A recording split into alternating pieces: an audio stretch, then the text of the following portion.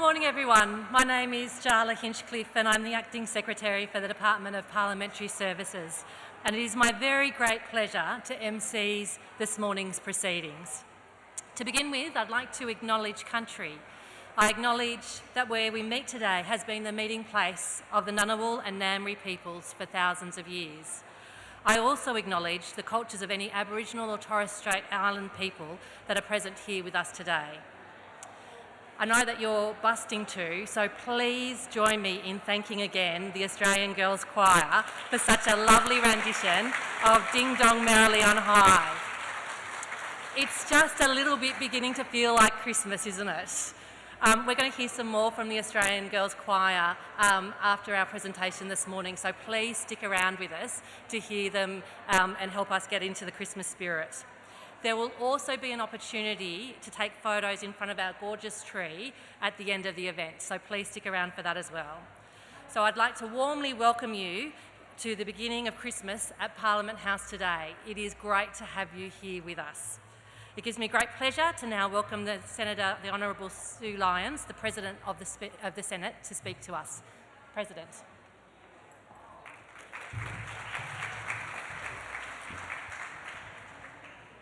Thanks very much, Jaala, and welcome everyone here to the launch of our 2024 Christmas tree. I acknowledge my fellow parliamentarians from the House and the Senate. Welcome here today. And what a beautiful welcome you've given us, the Australian Girls Choir. And this is a very busy day in Parliament, and it is fabulous to be at the entry of Parliament House, which really is today the People's House. There's so many people here watching and throughout the corridors, so we certainly today are the People's House. I too acknowledge that we are meeting on the lands of the Ngunnawal and Ngambri peoples, and I pay my respects to elders past, present and emerging. And I'd like you to join me too in respecting any elders that are here with us today. So lighting the Christmas tree is something that I look forward to.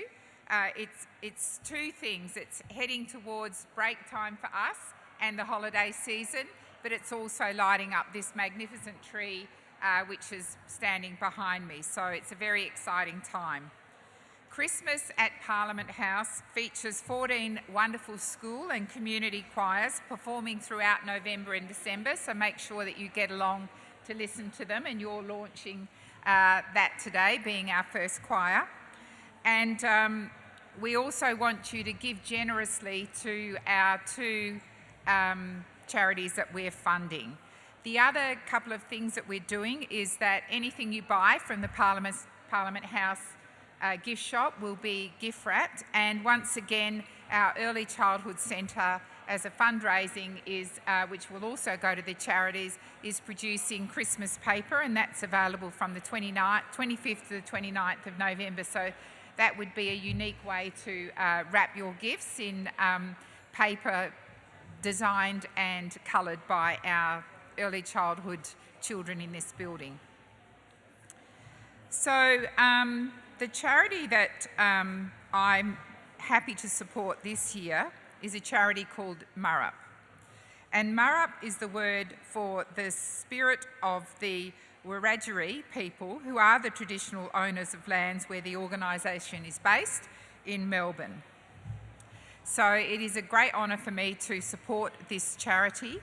It works in partnership with remote First Nations people to ensure that young people have the very best outcomes and opportunities through education and lifelong learning. And you will hear from Murrup later today, and if you are going to donate to them, they've got a banner over there so you can donate and have your photo taken in front of their banner.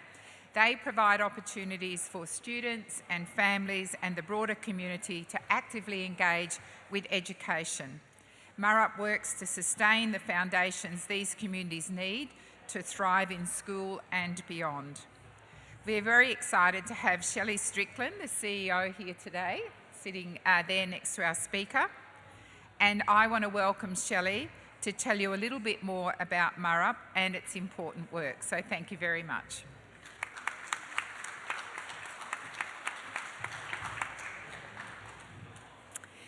Firstly, I'd like to acknowledge the traditional owners of the land of which we gather today, the Ngunnawal and Ngambri peoples, and to pay my respect to elders past and present and the Aboriginal and Torres Strait Islander peoples here today.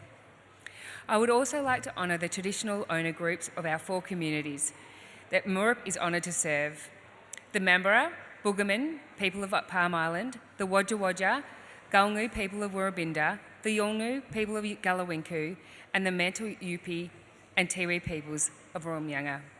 I would also like to extend my deepest thanks to the Honourable Sue Lyons, the Honourable Milton Dick, Jaala Hinchcliffe, and the whole team at the Department of Parliamentary Services for inviting us here today. Almost a year ago exactly, I travelled to Parliament House to meet with a number of ministerial advisors and other staff. I was advocating for our work, relaying some of the challenges of our partner communities and adding Murup's voice to the dialogue around remote communities. As a lover of Christmas, I snapped a quick selfie in front of the beautiful Parliamentary House giving tree, and I could never have imagined that 1 year later I would be standing here representing Murup as one of the 2 Parliament House charity recipients. It is truly an honour, and we are so incredibly grateful. It feels especially poignant that today is World Children's Day, an opportunity for the global community to reflect on the world our children are growing up in. This year's theme, Listen to the Future, resonates deeply for us at Murup. We know that the key to creating a world where Aboriginal and Torres Strait Islander children and young people thrive is self-determination. And we are committed to delivering place-based programs that are co-designed with the communities in which they are delivered and respond to the visions and aspirations of the children and young people who engage with them. And this, more important than ever. It's true that education changes lives, but it's also true that many First Nations children, particularly those in remote communities, have poorer educational outcomes than their non-Indigenous peers. There are a range of complex reasons for why this is: food and period poverty, seasonal disruptions, inadequate and inappropriate housing, family and domestic violence, avoidable yet often untreated chronic health conditions, community unrest, and poor social and emotional well-being can all impact a child's ability to get to school and thrive once they are there. At Murup, we work in 4 of Australia's most remote communities to address some of these barriers through practical and cultural-based solutions. We deliver programs that follow the life journey from baby to early adulthood and provide holistic wraparound support for children and young people and their families. This includes parental education and early literacy programs, school readiness, support and in-class mentoring, and support for key transitions such as into high school and out of school into the workforce. We also provide pro-social after-school and school holiday activities and support for community activation. We employ local staff who apply a local lens and act trusted conduits between families and the education system and other services. We are so proud of our work, and we are so proud to be one of the 2 charity recipients of the Australian Parliament House Giving Tree. We thank every single person for every single cent donated, because it all goes towards removing the barriers that stand in the way of First Nations children and young people and the future of their dreams. Thank you.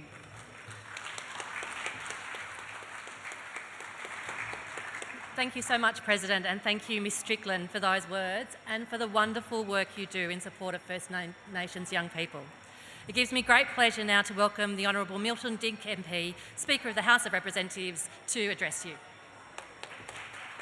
Well, thanks very much, Jaala, and Merry Christmas, everyone. There is a lot of decisions to be made in the building this week as we come to the end of the year and come to an end of a parliamentary term. We're also doing the most important business today, and that is celebrating Christmas and lighting the Christmas tree. Can I also acknowledge all of the parliamentary colleagues that are here today? The members of Parliament that have attended today really are the most committed parliamentarians to Christmas in the nation. Ms Di Lee, the member for Fowler, Mr Daniel Molino, the member for Fraser, Ms Libby Coker, the member for Corangamite, the Deputy Speaker, who battles for me to try and put up more Christmas trees across the building than anyone else, to Ms Tanya Lawrence, the member for Hazark, to Ms Alison Burns and Peter Khalil, the member for Wills. And to the President of the Senate, we love Christmas, but more importantly, we love supporting the charities that help people throughout the year, not just at Christmas time. So thank you for your inspirational words. This tree is beautiful and has some beautiful gum trees and beautiful decorations, but it's also a giving tree. It's a giving tree for those people who need it the most. And we've heard from one charity, and for since 2013 to be precise, it's raised $35,000 for charities across Australia.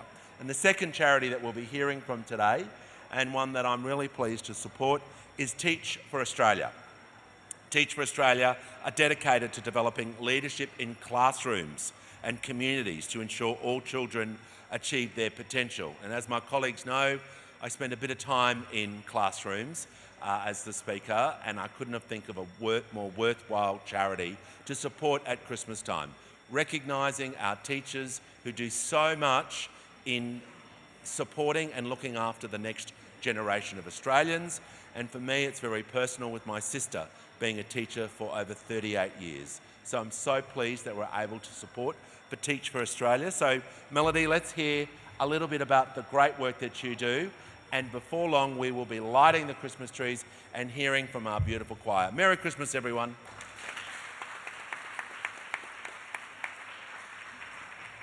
Thank you, Mr. Speaker and Madam President. I've always wanted to say that to Acting Secretary Hinchcliffe and to Shelle for the wonderful work that you do.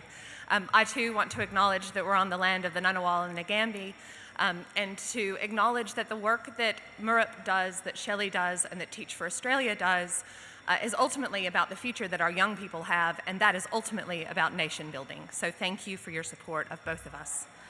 This recognition is a wonderful opportunity to highlight Teach for Australia's mission, an Australia where every child, regardless of their circumstance, can receive an education that gives them choice for their future. Yet sadly, we know that that isn't always the case. Young people in low-income, rural, regional, and remote contexts are years behind in their educational outcomes and their educational attainment, and it's not because of their innate potential, it's instead because of the access and opportunity that they receive. And we know that COVID has tripled this achievement gap, and we know that students in those contexts are 5 times more likely to have a teacher who is teaching out of their field. And this is exacerbated now by the teaching shortages that the Australian government is estimating to be over 4,000 that we now face across the country. And yet we know what a great education can do. It helps to overcome elements of disadvantage, and we need more dedicated teachers working deeply committed to equity to ensure that at all levels, in classrooms, in school leadership, and right across the system in all sectors, we have leaders committed to educational equity, and that is what Teach for Australia is about. We're about giving young people choice for their future by developing the teachers and leaders that we need today and into our future. Already, we recruit, select, train, support, and place into areas of high need over 1,800 teachers and leaders into over 300 schools, working with now to date over 650,000 students. The impact on classrooms and schools is undeniable.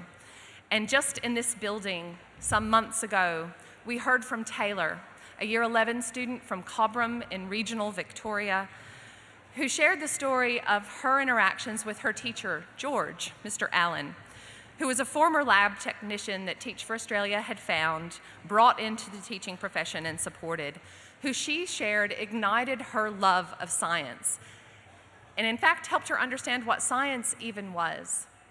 And now, because of his support, going above and beyond, finding camps that she could attend to continue to nurture that passion, continuing to take complex practice, understanding and practices in science and help her understand those, Taylor is now aspiring to get early entry into university so that she can study biomed and one day give back to her community as a doctor. We're committed to finding more Georges so that we can have more stories like Taylor's, but we can't do it alone.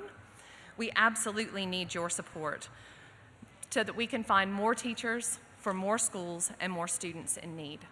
The best gift that you can give any child is the gift of education. And for a child facing disadvantaged circumstances, that gift keeps on giving and can be life-changing. It was for me, it was for Taylor, it was for countless other low-income, rural, regional, and remote students that Teach for Australia teachers teach and lead on a daily basis. We're so very, very grateful for this opportunity, for this recognition, and for your support. Thank you.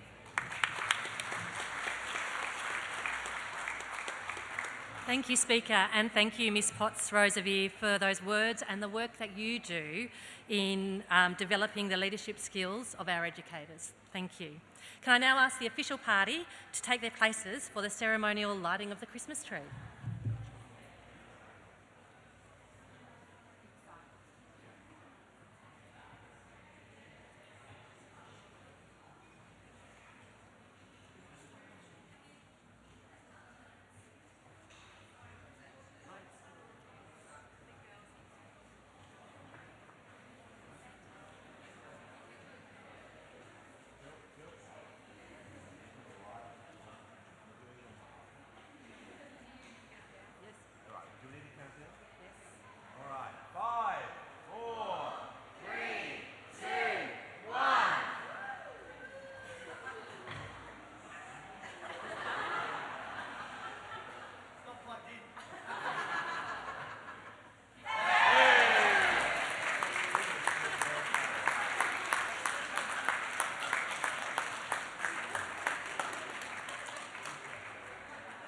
Okay, so I invite the media to take some photos of the presiding officers and our charity representatives and members of the choir.